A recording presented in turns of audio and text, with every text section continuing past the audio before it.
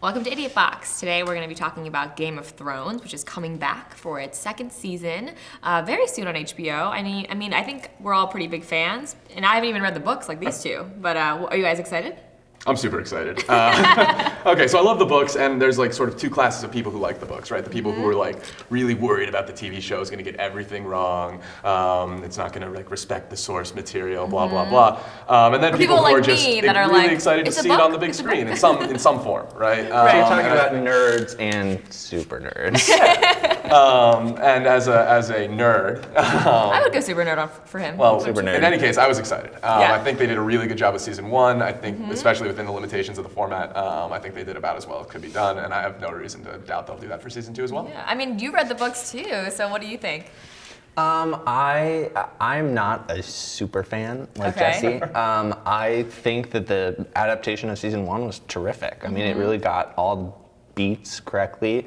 I think their budget was a little. I mean, the show costs so much money already. I think it looks great. I think think that the sort of digital elements were a little poor. Yeah, I don't know. Like, I didn't find those to be lacking, and maybe just because I wasn't looking for them. But I thought that the show looked beautiful. Like, I thought it looked great. It was believable, And for someone that hasn't read the books, sure, I found it a little confusing. Like, I had to rewatch the pilot a few times to be like, who are these people? Right. Like, what are they do? What are they related? Like, how are they related?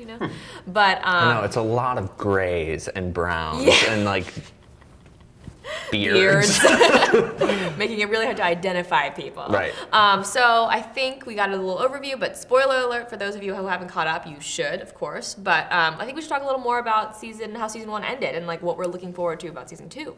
Right, so I think season one, like there were a couple of things that Kyle was talking about, right, where it was clear that the effects budget just wasn't there to make this awesome. The Dothraki wedding, the sort of lack of wolves next to the children at all times. I think they spent basically all their budget on the dragons, which meant they couldn't show any big battle sequences. Right. And you saw like them kind of cheat by like knocking out Tyrion, and then he wakes up and everyone's dead. Hey, the battle's over.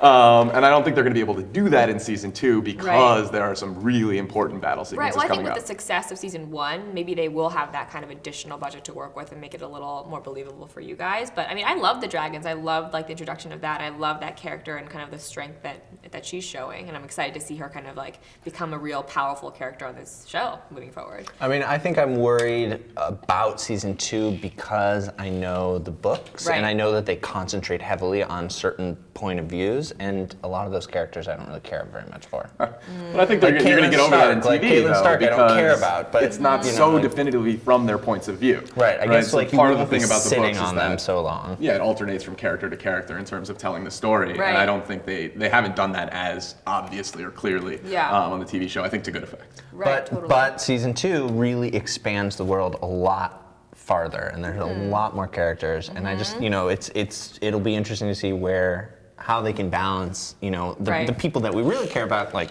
Arya Stark is like one of my favorite characters of the book. Yeah. It will be weird to see interesting to see how she's balanced with her story, which I find very important to stories that I feel are a little less important. Well, there's a lot coming up, and I feel like I'm going to need a character guide to kind of keep track of everything for season two, but I'm willing to do it and put the work in. Let us know what you think of Game of Thrones in the comments below.